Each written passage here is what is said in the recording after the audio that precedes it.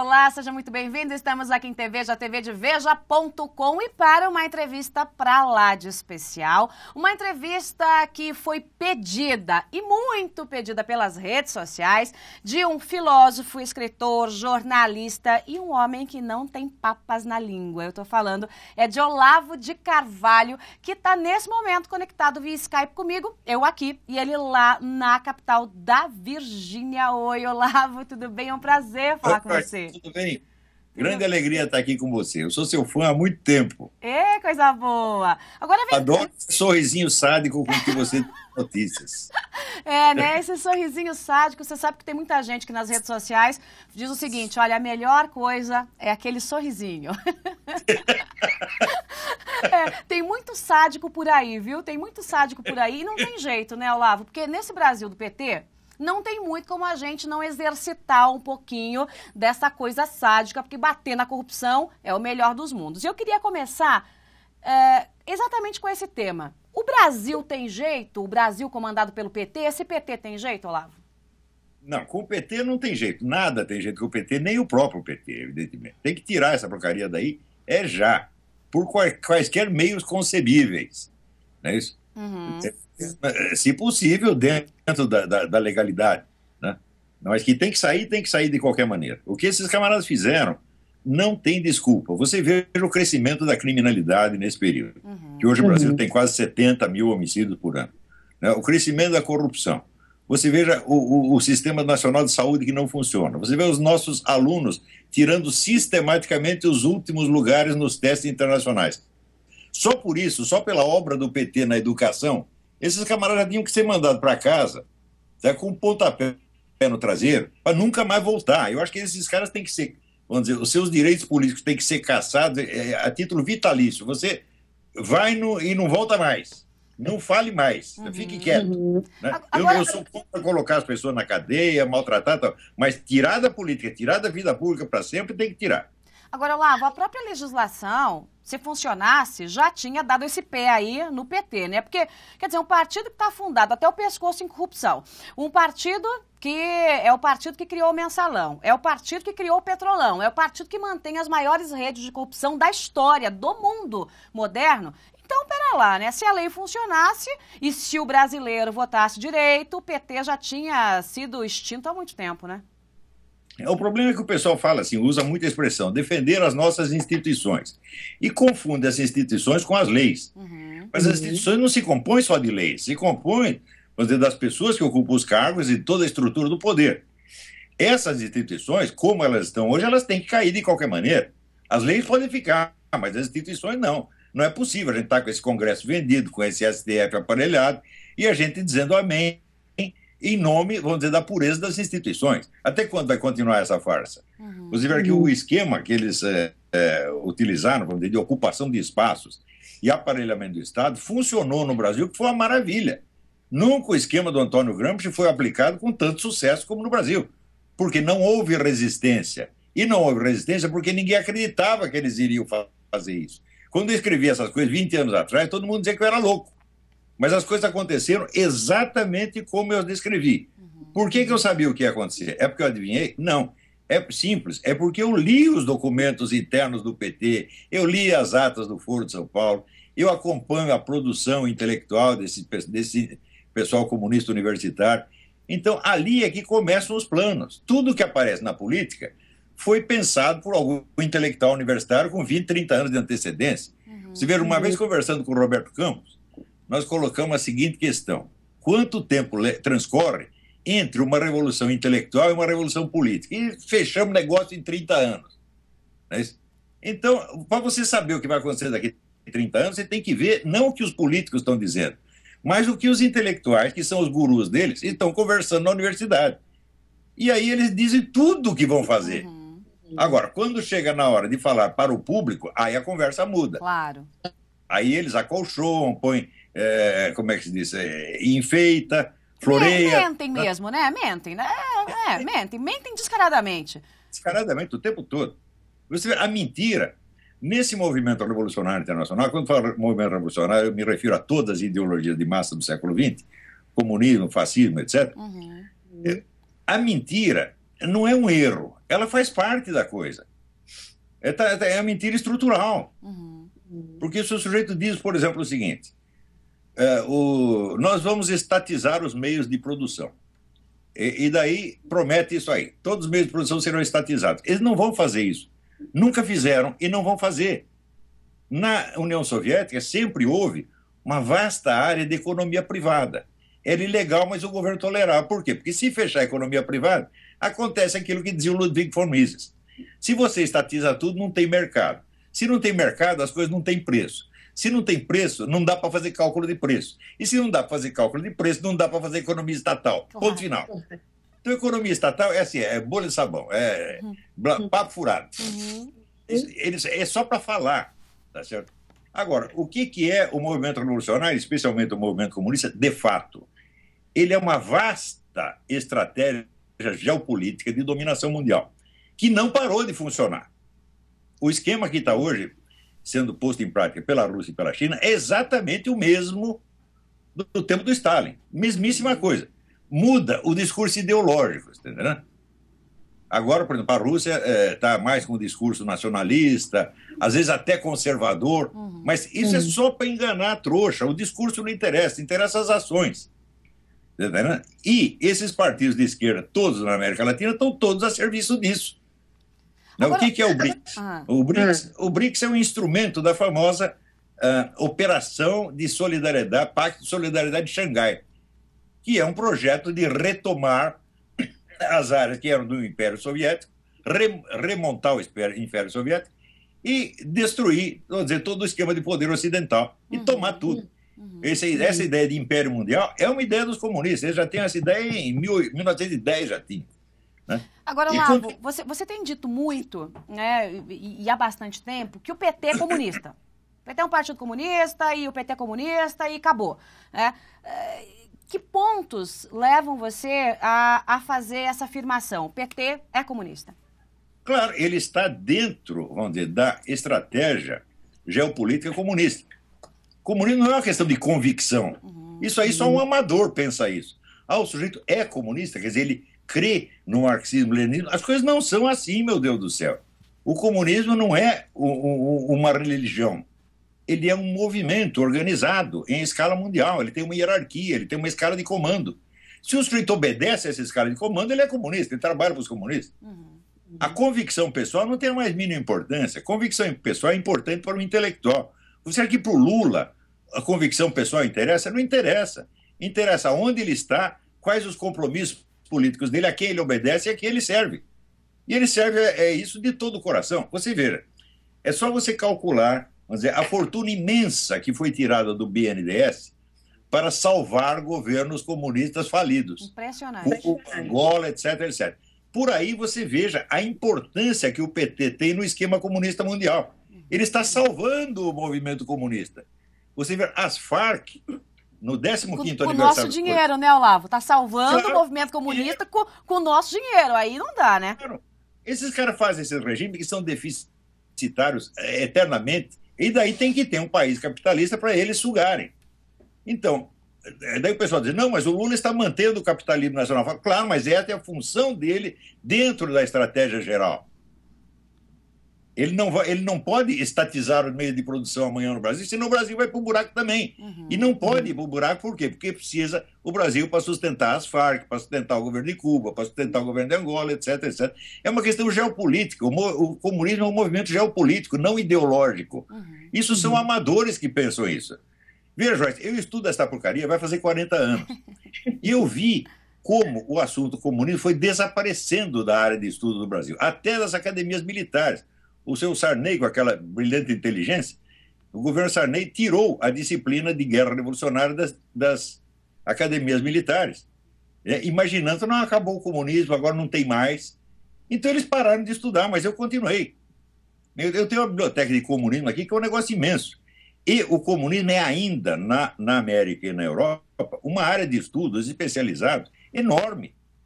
E eu tenho contato com os maiores estudiosos da área, como o Vladimir Tismaniano, né? O Vladimir Bukovsky, e muitos outros, aqui o Jeffrey Nyquist, quer dizer, pessoal universitário, pessoal acadêmico que estuda isso há 30, 40 anos. No Brasil não tem. No Brasil só tem amador. O pessoal se deixa guiar pela mídia. Eles ouviram falar, por exemplo, em 1979 caiu o Muro de Berlim, então acabou.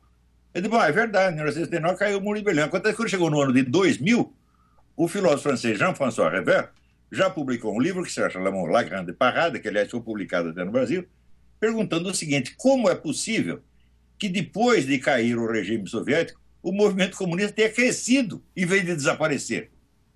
E de fato cresceu. Por exemplo, você vê essa onda mundial de anti-americanismo, isso foi o sonho dos comunistas durante décadas. Eles só conseguiram fazer agora. Impressionante, né? Estou conversando aqui com Olavo de Carvalho, este filósofo, escritor, jornalista de língua afiada, que tem uma legião nas redes sociais. É um monte de gente que vai atrás do Olavo. E para onde o Olavo vai, lá está aí a legião atrás de Olavo de Carvalho. Aliás, tem muita gente dizendo assim, olha, dupla explosiva aí, Joyce, você e o professor Olavo. Essa conversa estava já na expectativa de acontecer há algum tempo. Professor, quando o senhor acompanhou o Petrolão e viu as primeiras notícias do Petrolão, o sangramento aí da Petrobras, o desmonte da Petrobras, logo depois do mensalão. De alguma forma, o senhor conhecendo as entranhas de como funciona esse projeto de poder, o senhor se surpreendeu ou era algo previsível? Não, para mim tudo isso está acontecendo e eu já escrevi isso 10, 15 anos atrás. Por quê? Não é porque eu adivinhei, é porque eu li o documento. Se o sujeito diz que vai fazer uma coisa e depois ele começa a fazer, isso significa o seguinte: ele está fazendo. Não é uma coincidência, não é um desvio, você está entendendo? E colocar vamos dizer, os recursos do Estado brasileiro a serviço do movimento comunista mundial, esta é a função, uma das funções básicas do PT.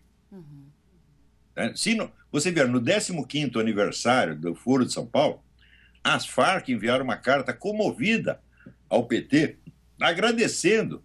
Diz, vocês salvaram o movimento comunista na América Latina, que ia acabar, e vocês o salvaram, muito obrigado. É a verdade.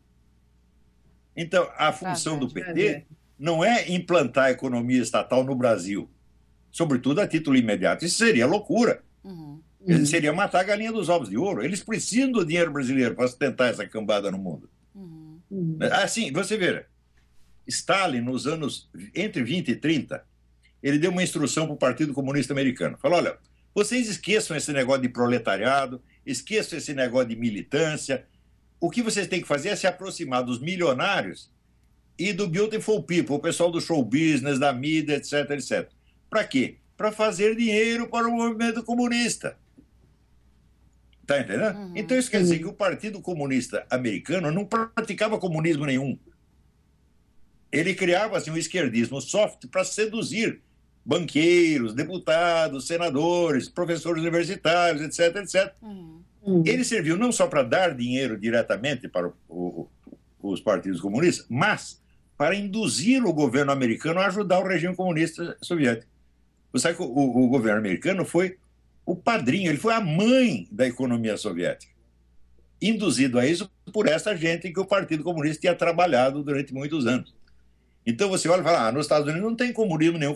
Claro que não. Os comunistas não são loucos de implantar o comunismo nos Estados Unidos. Eles querem o dinheiro americano para implantar o comunismo em outros lugares. É o financiamento, é a grana. O financiamento, é claro. É a grana. Quer dizer, e a corrupção é uma coisa que está embutida nisso como uma necessidade premente. Faz parte da lógica interna. Você vê, todos os partidos comunistas do mundo se financiaram na base ou do roubo, ou da corrupção, tá certo? Ou do assalto. Por exemplo, o Partido Comunista Soviético, quando fundado, ele vivia do quê? De assalto a trens. E o chefe dos assaltantes era Stalin. Foi assim que ele subiu na hierarquia do partido. Agora, qual que é a diferença, professor, de alguém que assalta um trem e de alguém que assalta o nosso bolso em relação ao Petrolão? Quer dizer, que diferença tem essa atuação seja no Brasil, seja na Rússia, seja na China? Quer dizer, muda absolutamente nada, né? É exatamente o mesmo modo de fazer com uma arma diferente. Com a diferença que quando você põe uma arma, aponta uma arma para alguém, você ainda está dando a cara, né? Sou eu que estou te roubando. Aqui é feito por debaixo do pano. É ainda mais covarde. A diferença é que os trens têm de ser assaltados um por um. Ao passo que o roubo estatal já faz tudo de uma vez. Já assalta todos os trens preliminarmente. Entendeu? Então o roubo estatal é evidentemente muito mais eficiente. E você vê, por que esse pessoal petista não sente arrependimento, não sente vergonha? Por quê? Porque eles sabem que eles estão roubando para um esquema de poder. E não para eles, pessoalmente. Claro que eles levam a sua parte. Uhum. Ficam ricos também. Mas a maior parte é para financiar o quê? O poder do partido, que para eles é o supremo bem. Não existe um bem superior ao partido. Como estão trabalhando para o partido, estão todos com a consciência limpa. Estou trabalhando pelo Você bem da... assistiu aquele filme Hoffa? Você assistiu o filme Hoffa com é o Jack Nicholson, é? Não, acho que não, professor, acho que não. É um americano. Acho que não. Foi processado por corrupção, etc, etc. E a desculpa dele foi: mas eu nunca roubei para mim, eu roubei para o sindicato. Que gracinha! É, Olha, é o PT, professor.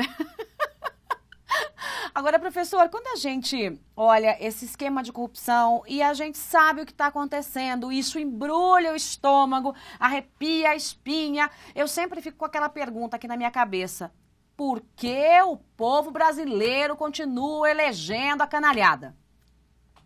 Porque não há outros candidatos. O PT conseguiu fazer o seguinte, conseguiu desmantelar toda a oposição possível. Isso começou, eles começaram com isso na década de 90. Como é que eles faziam isso? Acusavam todo mundo de corrupção. Uma parte das acusações era verdadeira, outra era falsa, mas o sujeito saía queimado do mesmo jeito.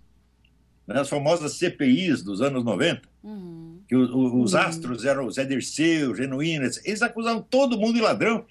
E o PT fez a fama de ser o partido ético, porque ele acusava todo mundo. E enquanto eles estavam fazendo aquilo, o Zé Dirceu já estava montando o sistema de informações petista, que tinha a ficha de todo mundo, e foi a base que eles usaram para montar o mensalão depois. Tá entendendo? Quer dizer, eles estão acusando o cara de roubo, eles já estão montando na mesma hora um roubo muito maior. Profissional, então, profissional. É profissional. Você vê, o Zé Dirceu é agente de inteligência treinado na DGI, o Serviço Secreto Cubano. Não é um amador. Inclusive, essa história de dizer ele é ex-agente secreto cubano parece mentira. Não existe ex-agente secreto cubano. Uma vez agente secreto, você só sai de lá morto. Né? Ou autorizado para fazer um serviço mais secreto ainda, que é o que ele está fazendo. Então, essa roubalheira toda não é como a antiga corrupção brasileira, um senador, um deputado queria enriquecer. Não, é um sistema que eles montaram. E isso está rigidamente dentro dos cânones da estratégia do Antônio Gramsci. Basicamente, existem duas estratégias: a estratégia insurrecional, que foi usada por Lenin, e a tal da revolução cultural e ocupação de espaços, que é a sistematização da vigarice, feita por Antônio Gramsci. Sistematização da mentira, do fingimento, é o que eles estão usando. Olha, gente, eu estou conversando aqui com o professor Olavo via Skype, né? Como a gente está no Brasil, do Ministério das Comunicações, do seu Ricardo Bezzoini, na internet nem sempre é aquela coisa, né? Mas a gente está ouvindo aí muito bem o professor, de vez em quando a imagem não fica tão nítida. Você sabe como é, né, professor? Num Brasil que tem uma comunicação administrada pelo PT, é aquela maravilha, né? É uma confusão atrás da outra. Nada funciona, só a roubalheira. Mas se a imagem pifar um pouco, não tem importância. Eles só serão privados da minha beleza durante algum tempo. Muito bem. Agora, professor, quando a gente não tem candidato, o senhor disse, olha, o PT conseguiu destruir a imagem, né, daqueles candidatos ou dos que viriam a ser candidatos. De qualquer forma, a gente tem aí uma oposição que tenta atuar, mas me parece meio uma oposição vagalume. Ela acende e apaga. Acende e apaga, acende e apaga. Né? Não pega no tranco o negócio. Não tem oposição nesse Brasil? Acaba sendo quase que, do ponto de vista intelectual, farinha do mesmo saco ou não? Em parte, sim. Você tem oposição pontual, quer dizer, pessoas, fulano, que agem de maneira honrada, combatem mesmo, etc, etc. Mas os partidos estão todos comprometidos com esse esquema há muito tempo. Você vê, o pessoal fala do mensalão, mas às vezes não apreende o que é o mensalão. O mensalão consistia no seguinte: o executivo comprou o Congresso inteiro. Exato. Quase não escapou ninguém. Então, como podemos confiar nesse Congresso e acreditar que podemos corrigir a coisa através do Congresso? Não pode mais. O pessoal também usa o termo, eles aparelharam o Estado, mas eles não levam a sério o que eles estão dizendo. É verdade. Significa que o Estado é um órgão do partido. O Congresso é um órgão do partido, o STF é um órgão do partido, o Funcionário Público Federal inteiro é um órgão do partido, o Sistema Judiciário é um órgão do partido. Só sobrou, de um lado, o esquema, o sistema, e do outro lado, o povo. Eu até fiz uma análise no dia, assim, não sei se você chegou a ler o livro do Raimundo Faoro, Os Donos do Poder. Sim, sim. O problema do Brasil é o vício estrutural, pelo qual o Estado, a burocracia estatal, não é uma máquina impessoal e científica como em outros países.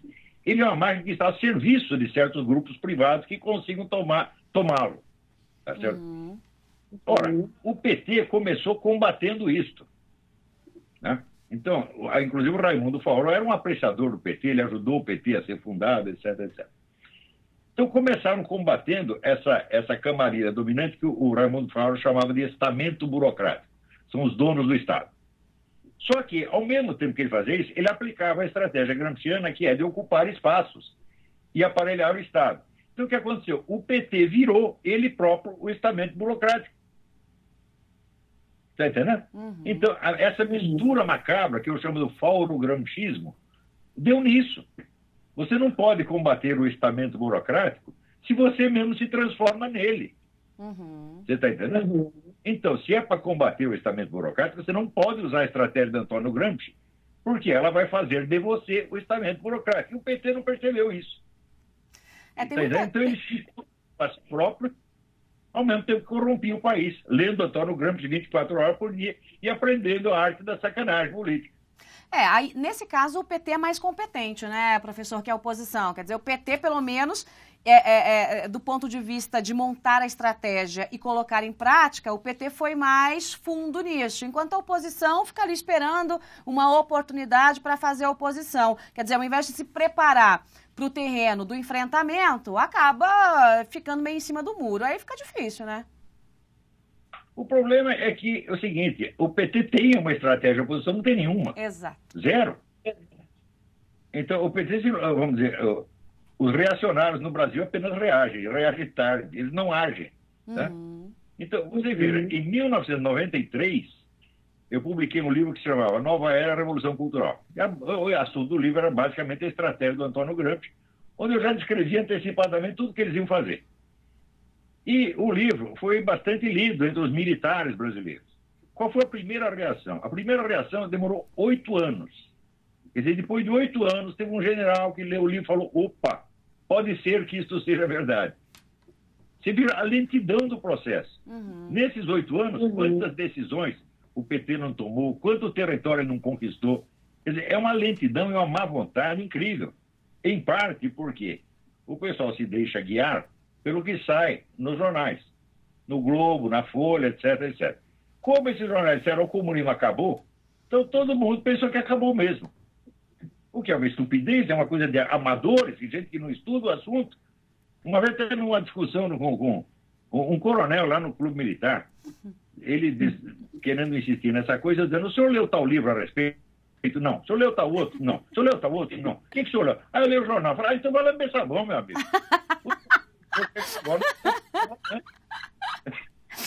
Aí fica difícil, né? Aí realmente não tem propriedade intelectual para discutir, né, professor? Fica difícil. O problema também é que no Brasil, cultura é só enfeite. As pessoas elas querem adquirir cultura para parecer bonito. Não é para dirigir a sua ação, para entender o que está acontecendo. Então a cultura não tem funcionalidade. Tá? Agora, o pessoal comunista sabe que não é assim. O pessoal comunista adquire cultura para poder agir, para saber o que tem de fazer. Inclusive reparte essa cultura, não é, professor? Com gente literalmente do mundo do crime, gerando facções criminosas. Né? E eu não estou dizendo agora das facções criminosas de colarinho branco. Eu estou dizendo daquele, é criminoso mesmo, o chefe de morro, o chefe de tráfico. Quer dizer, isso é uma tradição cultural desses regimes comunistas, né? Claro, e isso aí começa na Revolução Francesa, quer dizer, você utilizar a bandidagem como instrumento de ação política. Você usa os caras para você tomar o poder, depois você manda matar todos, mas inicialmente os bandidos têm essa utilidade. Eu falo disso nesse livro de 93. Naquela época só existia o Comando Vermelho, depois apareceram outras organizações que foram criadas pelo quê? Pelos terroristas brasileiros que foram parar na cadeia, na Ilha Grande, e ensinaram tudo isso para os chefes do narcotráfico, meu Deus do céu. Só por este crime já deviam ser todos fuzilados. Quer dizer, você está criando o banditismo. Então, quem é responsável por esses 70 mil homicídios anuais no Brasil? O pessoal da esquerda. O pessoal que leu Antônio Gramsci aprendeu a fazer as coisas direitinho, tá entendendo? Agora, aqui o pessoal não tem memória, pensa que já esqueceu de tudo isso.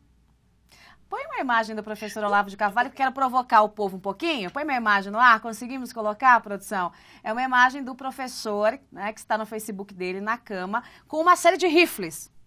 E essa imagem gera discussão, hein, professor? O que é isso? Onde já se viu? Apologia, uso de armas, aquela coisa toda. O senhor claramente diz o seguinte, que se dane isso, eu sou a favor mesmo.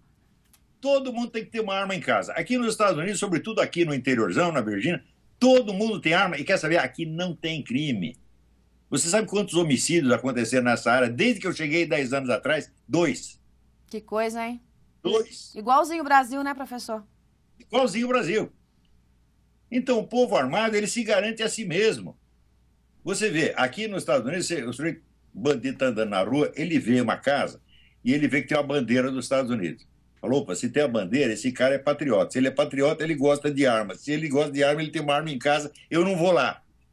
É uma coisa muito simples. Não é isso? Agora, eu só coleciono armas de caça. Apaixonado por caça. Apaixonado. Caçador profissional. Não tenho dado muita sorte, porque eu fui para o estado do Maine caçar urso, fiquei uma semana plantado em cima de uma árvore, embaixo da chuva e do frio, e o urso não deu as caras. Mas o senhor caçou uma cobra hoje, professor. O senhor conta isso aqui em TVja, que hoje uma cobra se deu mal. Ontem matei uma cobra aqui. Eu estava indo treinar, porque eu fiz um stand de tiro aqui para treinar, né? Vou treinar todo dia. E eu estava indo com uma espingarda calibre 375, que é dessa de matar elefante. Né? E daí eu vi a cobra, falei, pô, atirar na cobra com a 375 é um exagero, mas era que eu estava na mão, falei, não vou deixar ela escapar, vai com 375 mesmo. A cobra se desmaterializou. A cobra foi embora, foi embora. Agora, professor, aqui no Brasil tem todo um debate em torno daquilo que é politicamente correto, ou coisa chata, né? O tal do politicamente correto. Eu sempre gosto de dizer no ar que não tem nada a ver com isso, com o politicamente correto, que eu acho uma chatice. Então, quando se discute a questão de armamento, por exemplo, nem se pode ouvir a opinião do outro. Quando se discute a redução da maioridade penal, até pouco tempo também era uma coisa. Ai, meu Deus, não pode discutir a redução. O que é isso? Vai botar o menino na cadeia. Agora a coisa está mudando um pouco de figura, porque a criminalidade bate recorde em cima de recorde. Em relação à redução da maioridade penal, o senhor é a favor, professor? Quer dizer, botar lá aquele que tem 17 anos e 364 dias na cadeia. Se ele for com um dia antes de completar 18 anos, ele sai, 6 meses depois está livre de ficha limpa. Quer dizer, precisa mudar isso no Brasil? Você veja, todo este regulamento, esse Estatuto da Criança e do Adolescente, tudo isso foi feito para fomentar a criminalidade. Fomentar a criminalidade é essencial para a estratégia revolucionária. Eles estão fomentando isso há 30 anos. Outra coisa, existe um negócio dentro do sistema de inteligência soviético, sempre existiu uma coisa que se chama a desinformação preventiva. Ou seja, quando você quer fazer alguma coisa, você já supõe as objeções que podem surgir e você já as carimba com rótulo infamante antes que elas apareçam. De maneira a desestimular o aparecimento. Você está entendendo?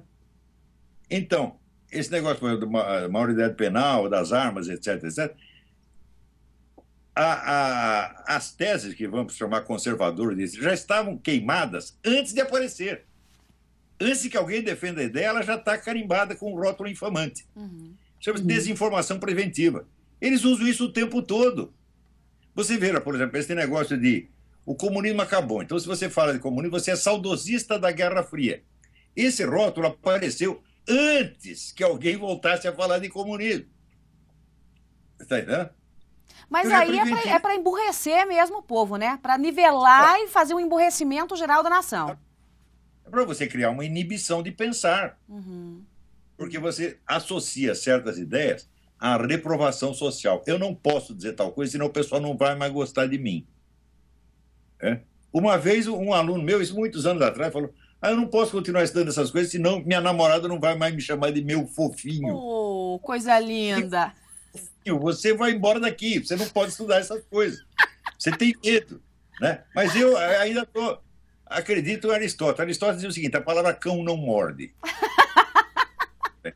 Então pode falar o que quiser, o que não pode é fazer. Exatamente. Né? Se você vier aqui para bater em mim ou me matar, eu vou tomar uma providência. Agora, você fala daí, eu falo daqui. Vamos ver, um dos dois vai ser ouvido. Então não pode ter medo de falar, não pode ter medo de mal olhado. Tem aqui um sujeito chamado Jack Wheeler, fez um estudo maravilhoso de como é que esse pessoal da esquerda cultiva nos outros o medo do mal olhado. Não fale tal coisa, senão eu vou te olhar feio. Que medo. Assim, que medo. Com medo, meu Deus do céu. Que coisa mais ridícula. Né? Ser covarde é ridículo, professor. Ser covarde é ridículo. Mas você vê, aí passou já da covardia. Por exemplo, se o senhor tem medo de apanhar, acho inteiramente justo. Se aparece um homem 3 vezes maior, você fica com medo de apanhar. Mas medo de que olhem feio, medo de que não gostem de você, que coisa mais idiota. Eu penso assim, quantas pessoas você precisa que gostam de você? Eu assim, aqui minha mulher gosta, meu filho gosta, meu cachorro gosta. Tá bom. Já é mais do que eu mereço. Ai, o professor Olavo de Carvalho, que além de tudo é bem-humorado, né? Ô, professor, tem gente pelo Twitter aqui, o Carlos Jorge, perguntando o seguinte: o golpe petista será sempre branco ou vai endurecer rápido, como na Venezuela? Não, o grande problema do PT é o seguinte: ele não pode instituir o regime socialista, a economia estatizada, porque senão daí o Brasil afunda e acaba o dinheiro para ele dar para Cuba, para Angola, etc. Esse é um problema. Segundo problema, ele não pode instituir uma ditadura porque lhe faltam os meios policial-militares para isso. Ele tentou criar a tal da Força Nacional, não funcionou, e ele não tem efetivamente o controle das Forças Armadas e das polícias estaduais. Está louco para obter. Se isso cair na mão dele, nós temos uma ditadura no dia seguinte. Então, por enquanto, vai ser a ditadura branca. Por quê? Porque o PT não tem meios materiais para fazer outra coisa. Mas é o sonho do PT, né, professor? É o sonho do PT ter nas mãos o poder e a força para fazer de uma vez só todo o serviço que quer fazer. Você vê, existe um conceito fundamental aí em ciência política, que eu escrevi muita coisa sobre isso, que se chama meios de ação. Onde você não tem os meios de agir, você não age. Então, a primeira ação é tentar conquistar os meios de ação. Isso pode levar tempo. Essa é a nossa sorte. Nós ainda podemos respirar um pouco e podemos falar assim, por quê? Porque o PT não tem meios materiais de tapar a nossa boca. Ele usa esse negócio de MAV, hacker, etc. Por quê? Porque não tem realmente a força. Ele tem o controle da máquina estatal, o controle da burocracia, mas não da força armada. E as suas tentativas de criar uma força armada são pífias, né? MST, essa coisa toda. Para nossa sorte, né, professor? Para nossa sorte. Senão ia ter que ir embora também, professor. Aliás, me fala o seguinte: o senhor decidiu deixar o Brasil. Mata uma curiosidade aqui. Voltar para o Brasil nem pensar, professor? Nem pensar. Quando você sai de um lugar, volta a dar um azar desgraçado. Eu vou trabalhar pelo Brasil até meu último dia. Eu vivo para o Brasil. Eu só penso no Brasil. Trabalho no Brasil. Mas tem que fazer de longe. Sabe por quê? Aprendi isso com Lenin. Lenin dizia: as revoluções se fazem do exterior. Como é que você acha que os caras derrubaram o governo militar? Foi do exterior, foi de Paris, de Londres, de Nova York. Então, agindo daqui, eu consigo muito mais do que conseguia quando estava aí. É uma coisa muito simples, além do que eu dei sorte, porque um dia eu falei para minha mulher: se eu ficar aqui no Brasil mais uma semana, eu vou ficar louco, ser internado no Pinel, ou vou matar um brasileiro. Qual brasileiro? Qualquer um. Qualquer um, professor. Você está falando isso. E cai um telefonema dizendo: olha aqui, daqui da Associação Comercial, estão te oferecendo um emprego de correspondente nos Estados Unidos. Eu falei: eu vou já. Agora? Agora. E vim e estou aqui, graças a Deus.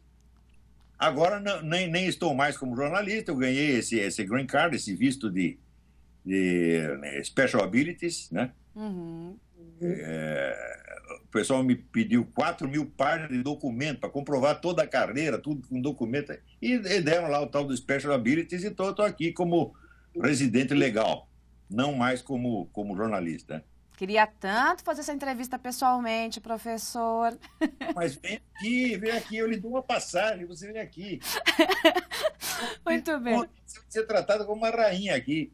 Tô indo, eu vou lá pro estado da Virgínia conversar com o professor Olavo, vai ser uma delícia. Ô, professor, um passarinho piou no meu ouvido que o senhor tem livros no forno. O senhor tem 2 no forno e também tem aí alunos seus que estão organizando um outro livro, que é a continuação, tudo que você precisa saber para não ser um idiota. Então, quem já não é idiota, já leu, né? E já não é um idiota, vai poder ler a continuidade. Então, se você deixou aquela fase, né, da idiotice, poderá passar para um segundo degrau. Então, eu quero que o senhor me fale de todos eles. E emendando, né, dessa coletânea, aí o senhor tem uma dúzia de livros, né?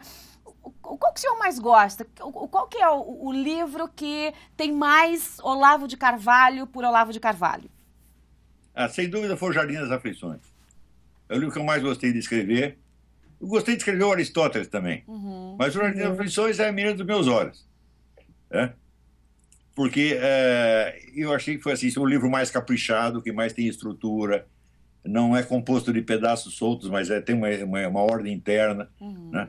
É o livro que eu gostei, mas eu gostei de escrever tudo, na verdade. O que eu não gostei foi de não escrever mais.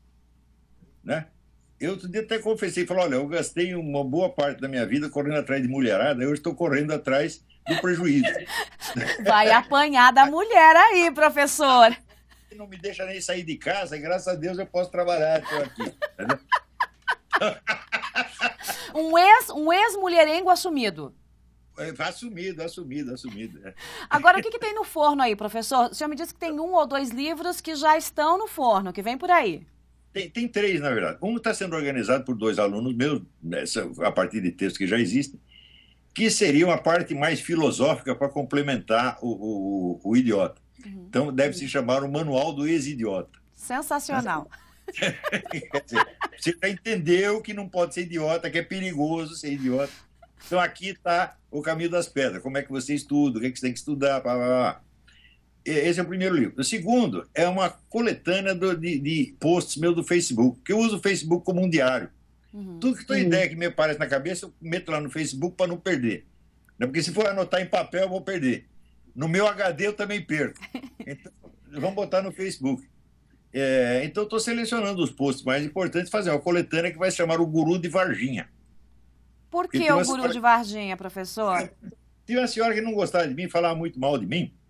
Ela sabe mais da minha vida financeira, erótica e criminal do que eu mesmo jamais soube. Sensacional. E ela não conseguia falar Virgínia, falava Varginha. Então, em homenagem a essa senhora, eu estou fazendo aí o Guru de Varginha. Veja só, essa mulher homenageada, né? A mulher que odiava Olavo de Carvalho, homenageada. Então, a gente tem aí, e tem mais um, tem? Eu adoro essas pessoas que falam mal de mim, porque elas me dão lembretes de coisas que eu deveria explicar, tá entendendo? Tem um até que coletou um monte de documento da minha biografia, interpretando tudo errado, misturando épocas e tal. Eu jamais conseguiria juntar esses documentos. Se eu quiser fazer uma autobiografia, eu vou ter que recorrer aos inimigos. Mas aí é bom, deixa que eles trabalhem, professor. Deixa que eles trabalhem. Agora, professor, antes de ir embora, a gente já está aqui, gente, estamos numa conversa de quase 40 minutos, deliciosa, com o professor Olavo de Carvalho, ele que está lá em Varginha, em Virgínia, ó, o senhor falou Varginha e eu já misturei tudo, né? Você viu, professor? Pega, hein? Sensacional! Ele que está no estado da Virgínia e eu estou aqui nos estúdios de TV. Veja, essa conversa foi muito pedida pelas redes sociais e tem muita gente me perguntando sobre educação, pedindo para o senhor dar um pitaco aí se tem jeito a educação do Brasil. A nossa pátria educadora, professor. Meu Deus do céu, pátria educadora. Bom, você vê o seguinte, eu estou me dedicando seriamente à educação de alguns milhares de jovens. Quando comecei o meu curso online, eu esperava ter 100 alunos, passou de 5 mil, né? E esse pessoal está progredindo muito. Eu vejo, se você ver, pelos alunos meus começaram a se destacar, como o Felipe Moura Brasil. Nosso colunista. O pessoal que faz essa revista Nabucco, então, muita gente. Né? Então, o objetivo que é? Criar uma nova camada intelectual séria e responsável no Brasil para resgatar a alta cultura que nós tínhamos nos anos 70, até os anos 70. Nós temos que recuperar aquilo, de qualquer jeito. Porque se você não tem alta cultura, você não tem as referências, as pessoas ficam sem senso de medida, não sabem se orientar mais. Então, se você não tem... É o que dizia o Hugo von Hofmannsthal, poeta austríaco. Nada está na política de um país que não esteja primeiro na sua literatura. Então tem que consertar primeiro a literatura, a esfera do pensamento, etc., para que isso venha a ter uma consequência boa na política, às vezes 20 ou 30 anos depois. Isso eu prometi que ia fazer, estou fazendo e está funcionando, graças a Deus. Que maravilha. Né? Durante muito tempo, eu dizia para minha mulher, eu sou o maior fracasso pedagógico da América Latina, porque eu ensino, mas ninguém aprende nada. Mas de uns 20 anos para cá isso mudou. Começaram a aprender, a progredir. Eu estou maravilhado com os meus alunos, tá entendendo? Eu tenho excelentes alunos, estou muito orgulhoso deles e muito contente com isso, tá entendendo? Está funcionando. Que maravilha. Eu espero que eles não se dispersem, porque negócio de política é peste, tá entendendo? Dispersa a gente. A gente vê que tem que intervir em certas situações e a gente se gasta muito nisso. Mas eu espero que continue estudando e se fortalecendo. Ainda vamos dar uma lição ao mundo. Vamos ver o que dá para fazer, vamos mostrar a força do Brasil na esfera da inteligência. Que delícia, que delícia. Gente, eu conversei hoje com o Olavo de Carvalho. Tem muita gente aqui dizendo o seguinte, hashtag Olavo na TVja. Então, professor, como o hashtag Olavo na TVja, eu já vou ter que deixar um outro convite público para a gente fazer uma segunda edição dessa conversa, porque 45 minutos não deu para nada. Precisa mais, né? Quando quiser, você aqui manda. Delícia. Professor, muito obrigada pela conversa, muito obrigada pela entrevista. Adorei, o senhor disse no começo que o senhor é fã, meu fã aqui de TVja. Eu é que sou sua fã, professor. Então a próxima conversa será marcada muito em breve. E quem sabe eu vou entrar aí na lista de aluninhos de Olavo de Carvalho, que tal?